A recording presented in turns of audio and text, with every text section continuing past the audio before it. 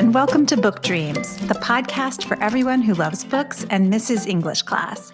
I'm Julie Sternberg, author of a number of children's books, including Like Pickle Juice on a Cookie and Summer of Stolen Secrets, a middle grade novel due out in May. And I'm Eve Yohalem. I'm also a children's book author. My books include The Truth According to Blue and Cast Off, The Strange Adventures of Petra de Winter and Bram Broen. In each episode of this podcast, we consider a book-related question. And in this episode, we consider what is it about families that makes them such a compelling subject for literature. We got the idea for this episode after we read a short story in The New Yorker called A Challenge You Have Overcome by Allegra Goodman. I have to admit, I almost never read The New Yorker's short stories. I tried a couple a long time ago. I didn't like them. And I decided that, none of them were for me, which is, of course, totally faulty thinking. What are you talking about? But makes perfect sense. Yeah, that's a topic for a whole other time. Anyway, I gave Allegra Goodman's story a try because it's described this way.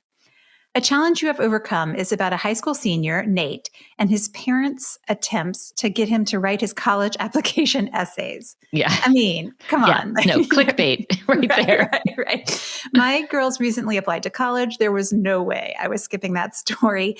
And I loved it. It was so good at capturing family dynamics well beyond the college application process. And she does all of that so quickly in so few pages. Then I looked into Allegra Goodman and I realized that family is at the heart of so many of her books. Yeah, it is a brilliant story. Though I have to confess, I felt some trepidation about talking to Allegra. After I read the story, which I read on your recommendation, I think I said something to you like, oh God, it's like she was looking into my soul as a middle-aged woman in the crossroads of her life, dealing with separation from her newly adult children.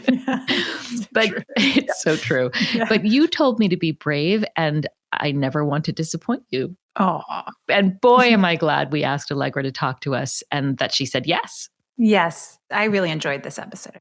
Yeah, me too. So Allegra Goodman's novels include Kaaterskill Falls, which was a National Book Award finalist, Intuition, The Cookbook Collector, Paradise Park, and The Chalk Artist. Her fiction has appeared in The New Yorker, Commentary, and Plowshares, and has been anthologized in the O. Henry Awards and Best American Short Stories. She's written 2 collections of short stories, The Family Markowitz and Total Immersion, and a novel for younger readers, The Other Side of the Island. Her essays and reviews have appeared in the New York Times Book Review, the Wall Street Journal, the New Republic, the Boston Globe, and the American Scholar. We started by talking to Allegra about that recent New Yorker story and whether there's something about families in particular that lets us take one moment, like the college application process, and expand so far beyond it. Here's what she said. Yeah, I think that often is the case. I mean, you'll often notice that maybe you're having an argument about one thing, but it's really about 10 things that are underneath that argument, Right. I have no idea what you're talking about. So, your kid's applying to college, but it's not just about, I think the editor I worked with asked me some questions about the story, and she was sort of like, what are they bickering about? And I wrote back, their whole lives. What are you talking about? It's not just, it's never just one thing, right? Yeah. It seems like you think of bickering a little bit as like a kind of keyhole that you can peer through to see the secrets of a marriage. And I wonder whether there's anything else that you think of that way. Well, I think that, sort of anything involving the children reveals a lot about ourselves, right? I mean, I think parenting is just about the most humbling thing you can ever do. It reveals your own anxieties, your own thoughts about your mortality, your youth, where you went to college, the mistakes that you wish you hadn't made, your anxiety, your love for your children and your love for your family, your pride. It all comes together, right? So anything involving that. And I think that, in this story, certainly the college application process is a keyhole. That whole phenomenon of young adult children not listening at all to their parents, which in this case, the mother is a college counselor. How bad is that? Right. Right. I so relate to her because, I'm a writer and my children cannot stand to show me any of their writing, including their college essays. It's such a painful process, right? Yeah, I mean, I remember when my daughter was in middle school, I think she was in about 8th grade, and she wanted to get help on her paper. And I, of course, offered to help her. And she said, no, we have a writing specialist at school. Right. You're like, well, has she been published in the New Yorker? But we didn't go there. No, I'm sure not. She didn't know or care about the New Yorker. I'm sure not. No. Not when you're 12. And one thing that's interesting too, I think, about your children and your reaction to what they do is it's also so often about your parents, right? Oh, yeah. Their reaction to you and your reaction to their reaction to you. And so yeah, and that really comes through in this story with Steve's parents, very different parenting style, which he's tried to do it very differently. Yes. He felt they were overbearing. Of course, his kid thinks he's overbearing. You can't win, basically. No. So true. Okay, this is going to seem like a very random question, but just bear with me for a second. Alfred Hitchcock has said, and I'm paraphrasing, you can have a scene with people around a table having the most mundane conversation, and you change the scene radically if you put a bomb under the table that the audience knows about. Same exact conversation, it suddenly becomes riveting. Do you think something like the college application framework in your short story serves as a kind of bomb under the table for the reader? Absolutely. That's what's happening here. It's the gun. Yeah. That has to go off. What did Chekhov say? If you have a loaded gun, it has to go off. Right. I even got some messages from people after the story was published where one person wrote, I was sure he was going to get into Brown. I was shocked that it didn't. Like that's what mattered, right? Right. There is that kind of suspense, and they're kind of hoping against hope, and then they find out. Have you talked to your own children about this story in particular? Correct me if I'm wrong. You have children who are college age and older. So I'm just curious if this story led to any interesting conversations. Let's just say I've been around the block a few times. I've been through this college process 4 times. So I have 2 in graduate school and 2 in college right now. Only one of my children read it. My oldest read it. He said, oh, I felt bad for Nate, poor Nate, or something like that. Oh. Not a lot of empathy with the parents. The other 3 didn't read it at all, which is fine. Maybe it's too close to home, honestly, right now. I liked one thing that you said in an interview. You said the sort of mysteriousness of the adolescent was something that you were really trying to think about. And so it seemed apt that he wouldn't tell them what the essay was about ever. And you were sticking with the point of view of the parents to drive home that mysteriousness. Yeah, that's right. I mean, you mentioned the keyhole earlier. When you're a writer, you have to kind of choose your apertures. You can't put everything in, especially in a short story, which is this very small little frame. So you have to choose what you're going to reveal and what you're going to conceal. And they're equally important. I picked my points of view here, which were the parents. Can we go back for 1 second to the question of whether Nate gets into Brown? Sure. One thing I love about Allegra's focus on family is that whether he gets in, whether he doesn't get in, whether we're not sure, any version serves her story, right? The question is how that decision point would affect the dynamics of this family. And I felt so immersed in the family after so few pages that I'm finding it intriguing to think about how would these people be affected vis-a-vis each other in any of those cases. That is really good writing. She also does that thing that great writers do where every word counts, every description, no matter how small or throwaway, reveals character. We were so excited to learn that Allegra is creating a collection of stories about Nate's family, much the way she gathered interconnected stories about a different family in her book, The Family Markowitz. She has said that both the world and her writing have changed since she wrote that earlier collection. We asked her to say more about those changes, and this is what she said. So the Family Markowitz, I think, was published in 1996, so many years ago, about 25 years ago. And I was a very young writer. I was still in my 20s myself. I think at that point I had one small child. I wouldn't have been able to write a story about somebody going through the college admissions process at that point. It's interesting. The older relatives in the Family Markowitz, Rose Markowitz, the matriarch, those were the elders. And I was really the age of the young people in that collection, sort of projecting upwards and writing about the older people. But those were like the people, my grandparents and great-grandparents' generation. I'm now 53. and have grown children. And so my position in the generations has changed. Mm-hmm. The world has changed in terms of, technology has changed. There are no cell phones in that book. Ed Markowitz goes to pick up a letter at the department, which there are still some letters, but not really. So all of that has changed. Mm-hmm. My own style has changed as well. I think that my own writing is maybe more nuanced. The humor is a little less broad. I would say it's sort of that kind of laughter through tears quality now. It's more bittersweet just from being older. Have you had any shift? Have your interests shifted thematically? Are there just different, topics or elements of relationships that you're more interested in focusing on? That's a really interesting question. Still writing about sort of birth and death, pixelated old people, but I have more experience with birth and death now and what all of those things mean. The whole writing about young adults, which I kind of touched upon in the Family Markowitz, I can write about with more understanding now. But a lot of it, I think, it has to do with taking a topic or a person and sort of seeing and having a new perspective on it. Did you just say pixelated old people? Yeah. Can you say a little bit about what you mean by that? Well, in the Family Markowitz, Rose Markowitz is, I would say, pixelated. She's not all there. She's not all together. She has moments of clarity, but she also makes up her own story. Right. And I really enjoyed writing her. Okay, I'm going to try to learn some writing secrets here.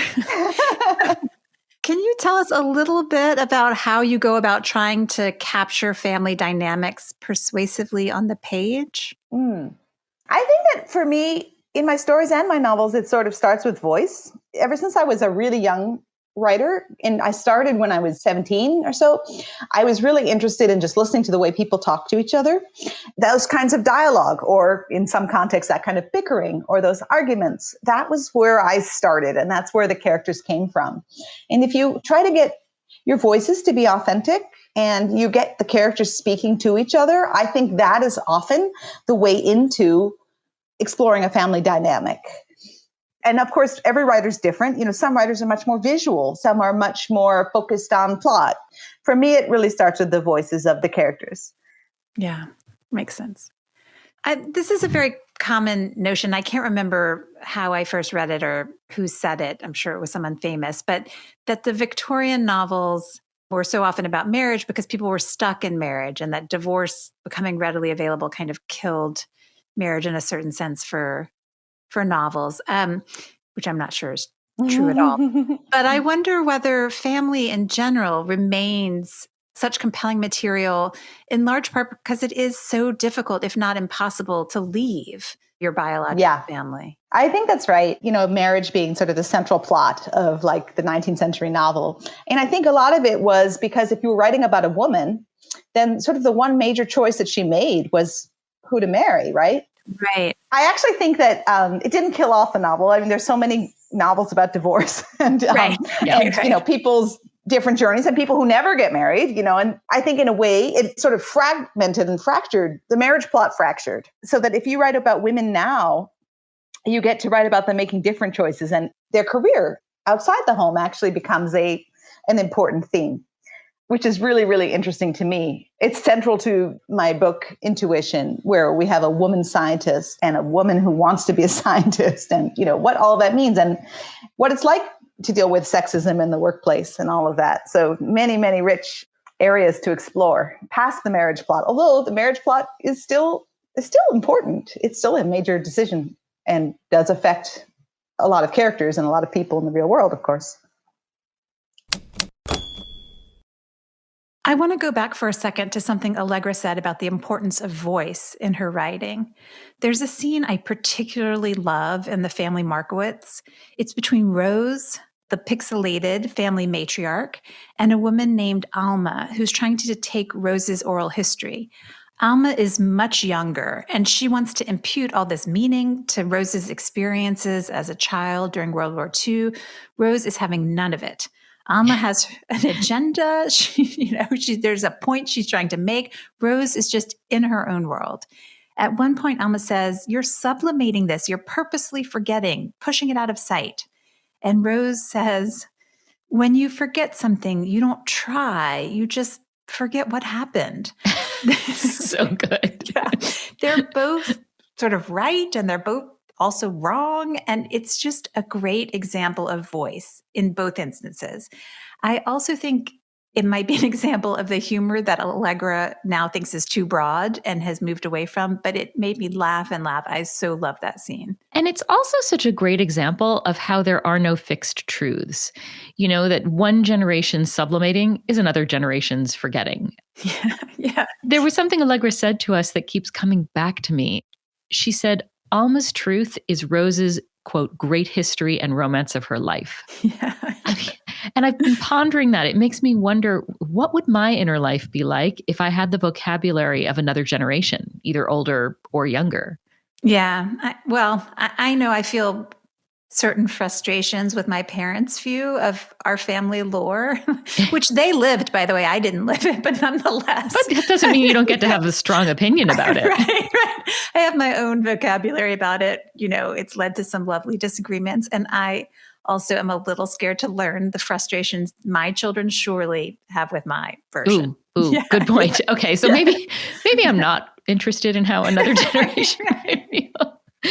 Well, next we talk to Allegra about another story she wrote about intergenerational families, her novel Kaaterskill Falls, which is about an Orthodox Jewish community. There's a moment when one of the characters is thinking about inheritance, where Allegra writes, that is the truth about inheritances, that they have nothing to do with continuity, the maintenance of property. The power of legacies is all in the separation, in the conflict between the older and the younger, the alienation of the living from the dead. What a marvelous fiction, he thinks, that places and things, or even ideas, can be transmitted over time, that property can be kept in families, or that the families themselves will remain intact. I love that. I know so much there. And so we asked Allegra if she could pick that apart a bit for us. And here's what she said. The issue of legacy and tradition is very strong in Kaaterskill Falls. And actually, it's true in all families, what gets passed down from one generation to the next. But it's more overt in a community that's really trying to maintain tradition, as this community has done. And it's very poignant because even this community, with all its attempts to sort of maintain and capture and separate from the changing outside world, you know, even they are in flux, right? I mean, nothing really stays forever. Nothing lasts forever. And different personalities come into play and different forces will affect people. So I guess I was really interested in that sort of poignant situation. Mm-hmm. And in that family, there's an issue of sort of the legacy of the rabbi of this community and his two sons. There's going to be no dynasty there because there's a son who is very dutiful but not brilliant, and there's a brilliant one who isn't interested in sort of carrying on the tradition. These are the kinds of ironies and little tragedies that parents have to deal with, you know? Yeah. You just can't control everything.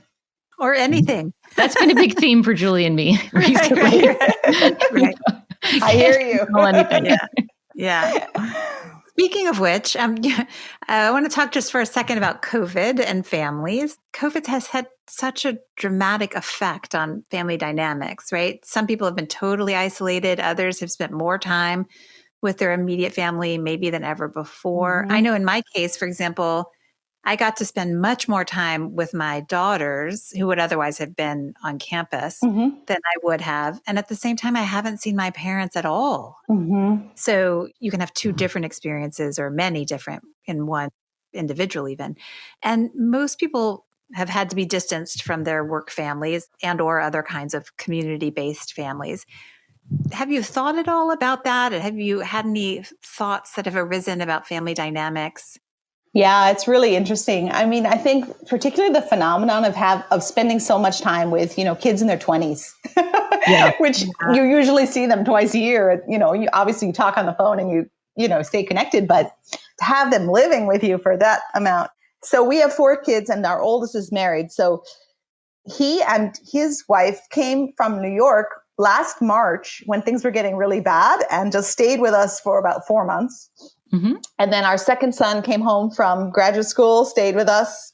And then we had third son was home from college. And then daughter was finishing high school, senior in high school. And she, of course, went remote. So for 4 months, we had 7 adults really in our house, some of them young, but it was extraordinary. And it was like a crazy, crazy time. I mean, honestly, it was like a sitcom, Yeah. And I think many people felt that way. It was just sort of not just the numbers of us, which were insane, like the amount of food that we were eating, like the amount of shopping. Yeah. I remember at one point, my daughter-in-law went out to pick up some pizza for us all, and she got lectured by somebody on the street. They thought she was having a party because she had like this stack of pizzas, and she's just coming home to our immediate family, But not only just the numbers, but also the different stages that people were at. So we had, a young married couple. We had a child who was sort of losing her senior year. We had 2 in between. My husband also teaches, and I was teaching a class at that point. So we were teaching classes on Zoom, and then we had 3 children taking classes on Zoom, and my oldest son was working on Zoom, and my daughter-in-law was clerking on Zoom. So literally we had like pretrial hearings in our kitchen going on. I mean, it was crazy. It was so crazy. And it did have that kind of effect, as one has in fiction, of drawing everybody together in this sort of moment of illumination where you sort of see everybody and, Yeah. It was very dramatic. It was really fun. And I also felt completely exhausted by it. When 2 of them left and we were down to 5 people, I felt like I just wanted to sleep for a week. It felt like nobody was home at that point. 5 people felt like nothing. And then when we went down to 3 people, I felt like the house was empty. Yeah. And then I guess also all of us are sort of used to these sort of just really having a nuclear family, a sort of a small nuclear family. And suddenly we had a multi-generational extended family living with us. So to have everybody together and be adults was really different. Yeah. So I just think all this to say we're all going to remember this for a really long time, I think. Oh, yeah. Right. Yeah. And yet one of the things I keep thinking about is that for most of human history, this is how we lived. The extended multi-generational family was normal. And the way we've been living for the last 100 years, that's the anomaly. Totally. I think the same thing. We're also sort of used to having quite a bit of privacy, Yeah. And you don't get that much when you're all there together. Right. It also made me think about sort of times like the Depression when families moved in together.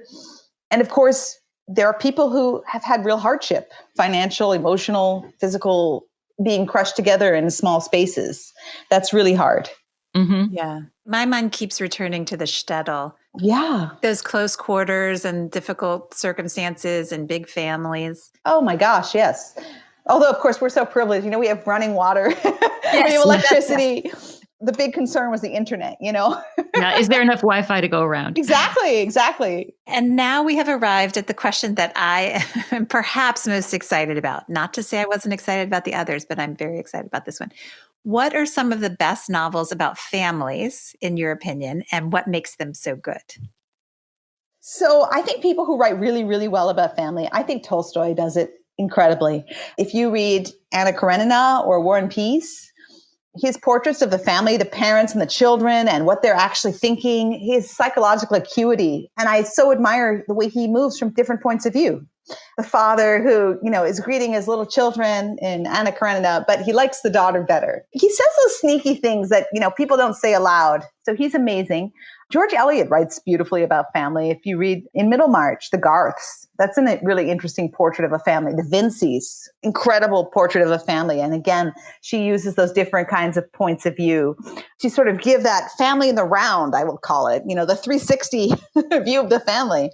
The vain mother, the handsome boy who is a bit of a scapegrace, the sister who is spoiled, the father who's trying to earn enough money to keep them all. I mean, the whole thing is so interesting. So those are 2 really good ones. I think Jean-Paul Lahiri writes beautifully about family in really interesting ways. Yeah.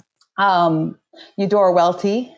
If you've read Delta Wedding or Losing Battles, those are incredible books about family. She has that humor and that satire, but also really delves into the dynamics and conflicts that arise. And she's really good with the family history and the way people change that history to suit them and the way people forget things. And she'll have people talking and they're trying to remember when an event happened and they do that thing that families do where they're all sort of like, and then it was before he was born, but after, They have these sort of internal milestones.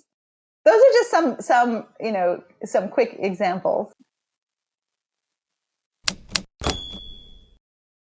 Right after the interview, Allegra emailed us to add to her list of favorite books involving families.